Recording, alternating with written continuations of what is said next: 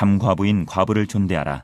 참 과부로서 외로운 자는 하나님께 소망을 두어 주야로 항상 간구와 기도를 하거니와 향락을 좋아하는 자는 살았으나 죽었느니라.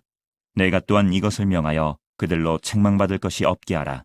누구든지 자기 친족, 특히 자기 가족을 돌보지 아니하면 믿음을 배반한 자요 불신자보다 더 악한 자니라.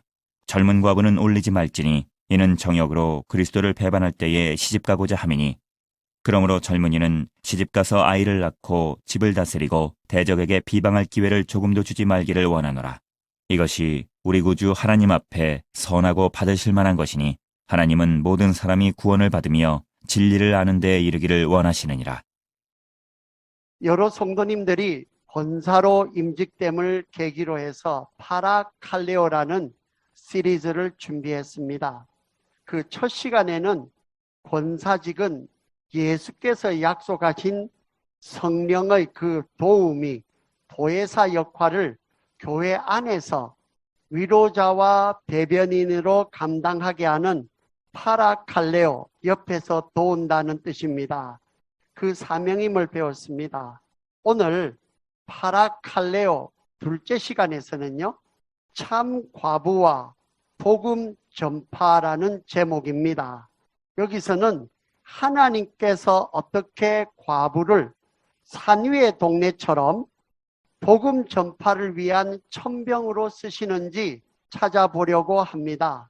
핵심은요, 참 과부는 이 세상에 복음의 새 지평을 열어가는 하나님의 나라의 깃대, 표징이자 복음 전파를 위한 그 구도, 그 지평선을 만드는 기둥과도 같은 축입니다.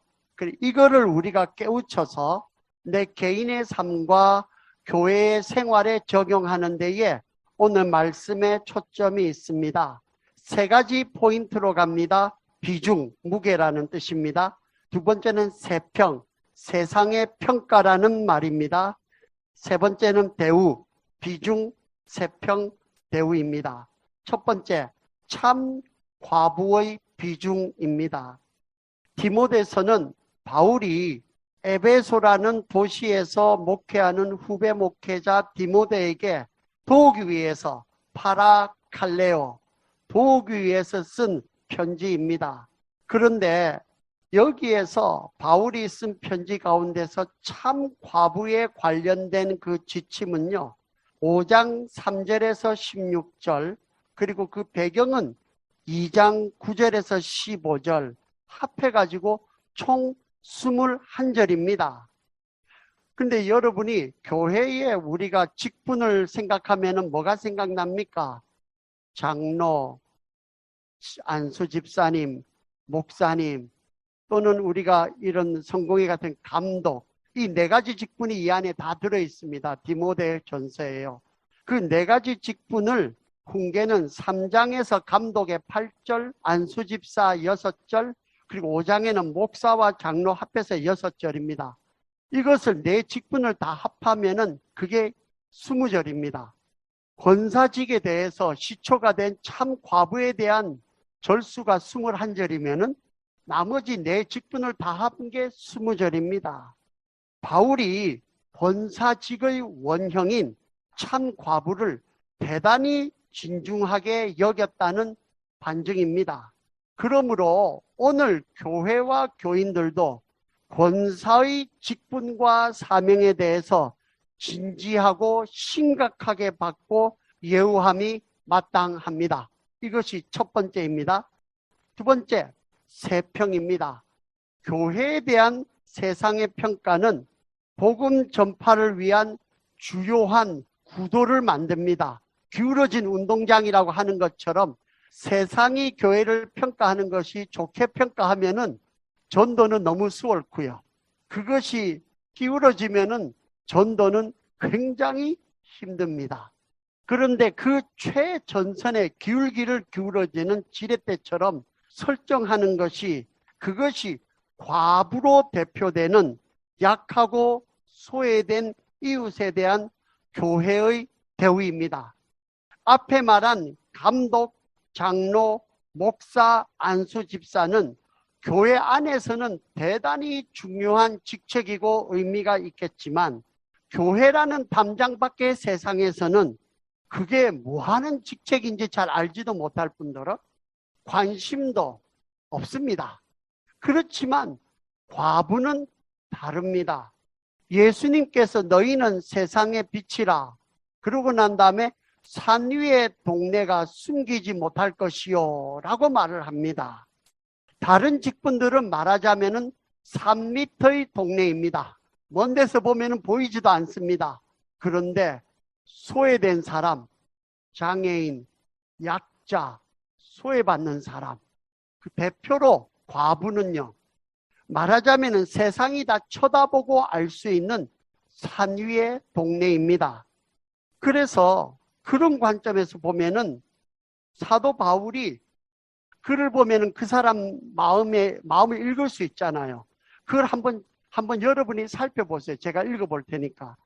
디모데전서 2장 1절에서 2절입니다. 그러므로 내가 첫째로 권하노니 모든 사람을 위하여 간구와 기도와 도구와 감사를 하되 임금들과 높은 지위에 있는 모든 사람을 위하여 하라. 이는 우리가 모든 경건과 단정함으로 이게 우리가 하는 거고요. 그래서 고요하고 평안한 생활을 하려 함이라. 여러분, 전도를 할 때라도요, 우리는 오해해서 난리가 나고 막 어지러워야 전도가 잘 된다고 생각하는데 아닙니다. 우리 살기도 힘들고 어려운데 보편적으로 특별한 사람은 전도하겠지만은 다 고요하고 평안한 내 나름대로 그것이 되어야 그 가운데서 전도의 여유가 돌아가고 말씀의 복음이 가는 것입니다.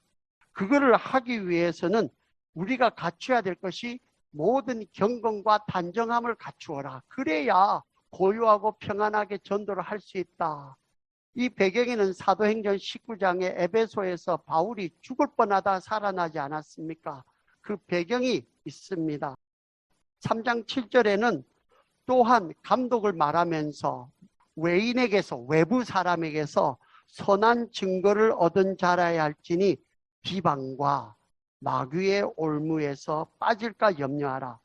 5장 14절에도 젊은 과부는 시집가서 아이를 낳고 집을 다스리고 대적에게 비방할 기회를 조금도 주지 말기를 원하노라.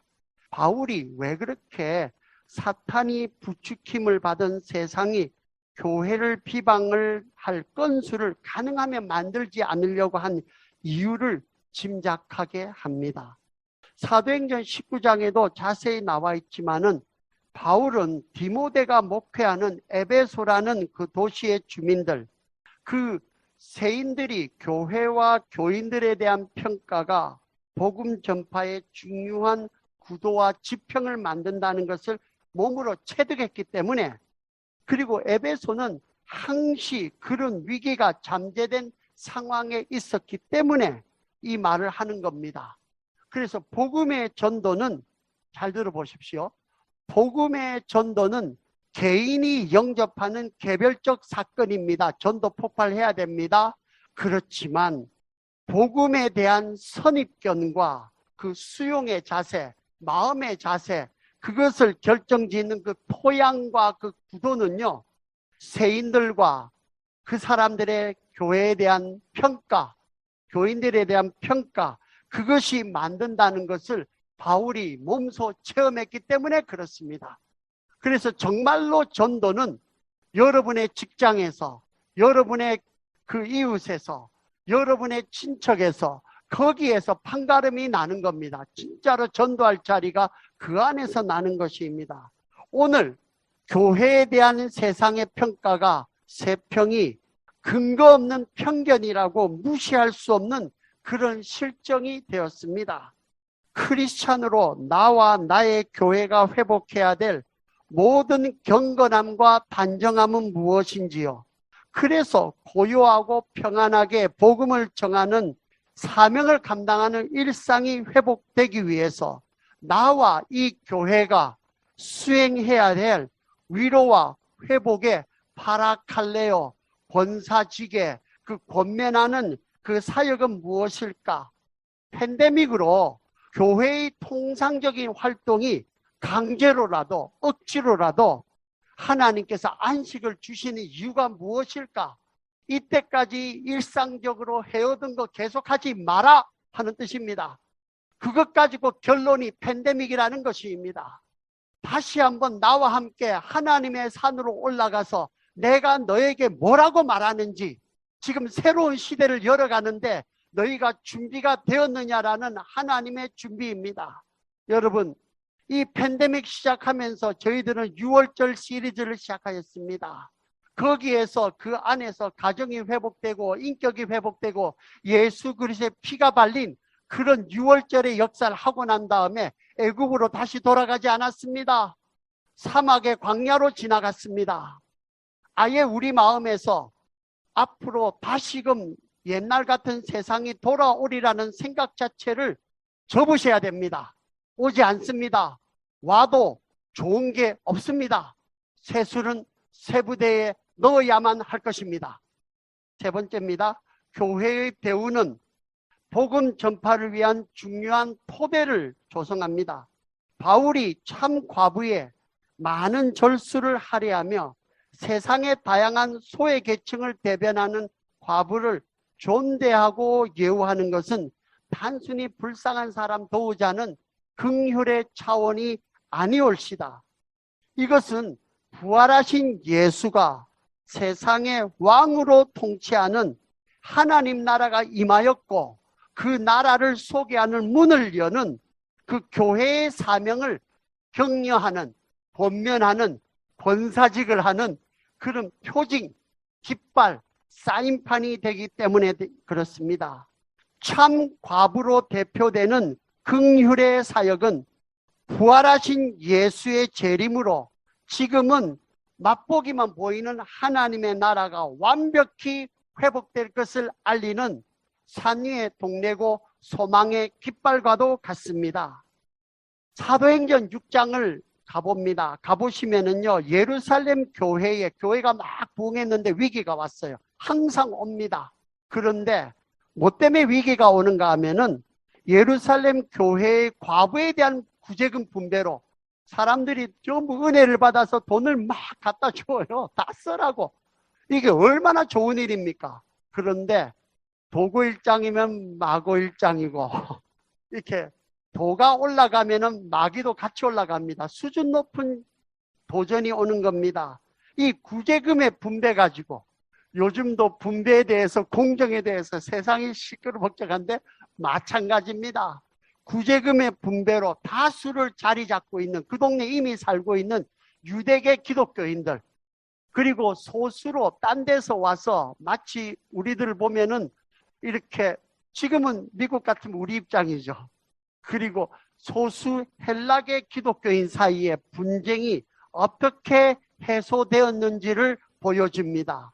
그 전과 그 후가 완전히 달라집니다.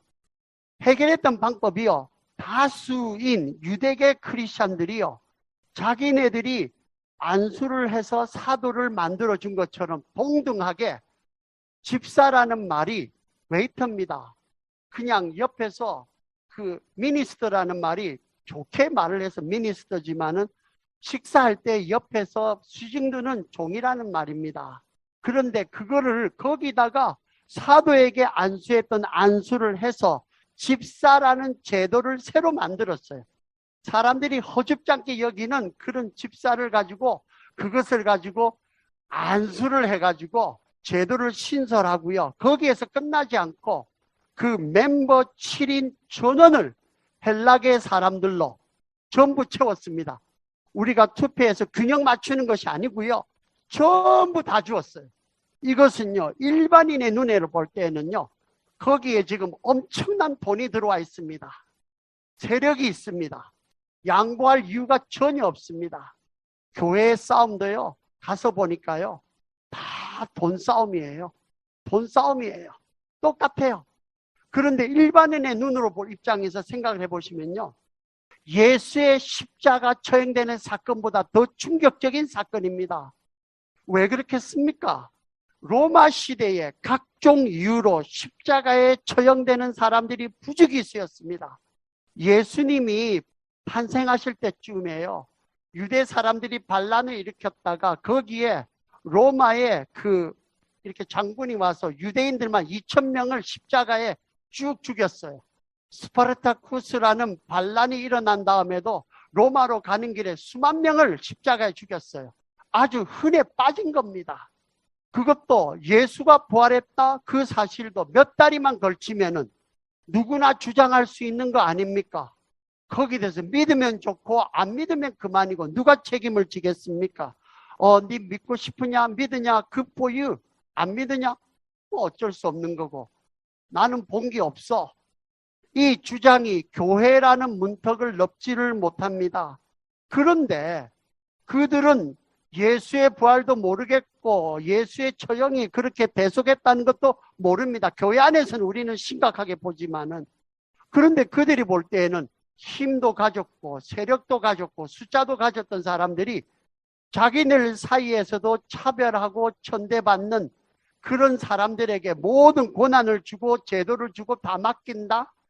이것은 돈과 숫자를 힘으로 삼아 지배하는 세상의 구조에만 익숙한 예루살렘 시민들에게는 교회가 과부 분쟁을 어떻게 해결했다는 이것은요, 예수가 사실로 부활하셨고 그리고 그 사람들이 믿는 도래할 천국이 사실이 아니라 할지라도 최소한 저 사람들은 사실로 믿지 않으면 이렇게 할 수가 없다는 것을 인정할 수밖에 없었습니다. 말하자면 천국의 맛보기를 경험하는 경이로운 사건이었습니다. 충격이었습니다. 오늘날 세상이 교회에 대해서 원하고 바라는 것이 욕하는 이유가 무엇입니까? 교회는 좀 달라야 되지 않느냐는 겁니다. 교인이면 좀 세상을 향해서 우리와는 좀 다르다는 그것을 말하는 것입니다. 언제 교회가 천국만 바라보고 사는데 거기에 대해서 세상이 욕하는 것은 바라보지 못했습니다. 겉으로는 할 수 없이 욕해도 속으로는 마음이 기울어지고 그렇게 살지 못해서 그렇지만은 너희라도 그렇게 사니까 고맙다라고 이야기를 하는 것이 세상에 기울어진 마음입니다. 과부의 이슈를 대하는 교회의 처신을 통해서 세인들의 교회와 교인들에 대한 인식의 지평이 확 달라졌고 천국이 정말로 다가왔구나. 뭔지 모르겠지만은 나도 거기에 대해서 맛 좀 보고 싶다. 그것이 사실이 아니라 할지라도 나도 한번 그렇게 사람답게 살고 싶다는 그 마음을 가져야 되는 것입니다. 세상이 정말 기다리는 것은 예수가 부활한 사실을 주장하는 학자들이나 목사들이나 그런 신념에 꽉 찬 그런 사람들이 아니라 왕으로 부활한 예수와 예수 중심의 하나님 나라의 가치를 그것을 중심으로 정말 살아내는 사람들, 손해보는 사람들, 그 세상을 사실로 살아내는 사람들을 목말라 하는 것은 아닌가요? 또 이런 과부를 돌보는 구체적인 사역의 결과로 허다한 무리가 더해졌다고 교회의 봉사 사역을 많이 해야 된다고 이야기합니다. 저는 주객이 바뀌었다고 생각합니다. 오해입니다. 왜냐하면요, 구제 사역의 결과로 그 뒤에 보니까 많은 사람들이 더해졌고 제사장 무리가 왔다고 말을 내고 있습니다. 목적과 결과를 바꾸면 희한한 괴물이 나옵니다. 한번 따져보겠습니다. 예루살렘에 있는 과부들을 다 돌본 다음에 예루살렘에 있는 교회 숫자가 늘어났습니까? 예수님께서 팔레스타인에 있는 병자들을 다 고치고 난 다음에 내 할 일을 다 했다고 십자가에서 죽으시고 부활하셨습니까? 예수님이 부활하신 다음에 많은 죽었다가 살아난 사람들이 살아나서 사람들에게 보여줬다는 성경의 기록이 있습니다. 그러면은 몇 사람만 살았지 모든 사람을 다 살려냈습니까? 무엇을 말하고 있는 것입니까? 구제와 전도는 챙겨서 조심해서 들으십시오. 오해하지 마시고요. 구제와 전도는 교회가 하는 일이라도 교회의 본질과 교회의 목적이 아닙니다. 전도도 구제도 핵심은 부활하신 예수가 왕과 주인으로 임하신 하나님의 나라가 사실임을 알리는 임재, 하나님이 여기에 살아서 계신다는 것을 죽으시지 않았다는 것을 알리는 사인판, 표징에 있습니다. 그것이 우리 교회의 사명입니다. 나팔수의 사명은요, 전쟁을 이기는 게 나팔수 사명 아닙니다. 나팔수 사명은 사람들을 깨우치고 알리는 경성입니다. 전쟁과도 같은 전도와 구제사역, 그 사명의 승리와 구원의 성취는 궁극적으로 재림주 여호와 하나님께서 오실 때에 완성하는 예수님께 속한 것입니다. 구원은 여호와께 속한 것이고 전쟁의 승리도 하나님께 속한 것입니다. 우리가 할 일은 하나님이 살아계신다는 것, 예수가 주인이시라는 것을 내 삶의 현장에서, 내 가정의 자리에서, 내 교회 현장에서 죽을 때까지 이거 하다가 하나님 나라 가는 것입니다. 여러분, 임재하시는 예수를 영접하는 마음으로 이웃으로 찾아온 과부같이 소외된 이웃을 돌보고 권면하는 파라칼레오 사명으로 복음을 전파하는 전도인의 사명을 다하시기를 바랍니다. 이 사명을 다하는 궁극적인 목표는 신의 산 같은 산 위의 동네로 찾아오신 여러분이 아닙니다. 여러분은 작은 산이고요.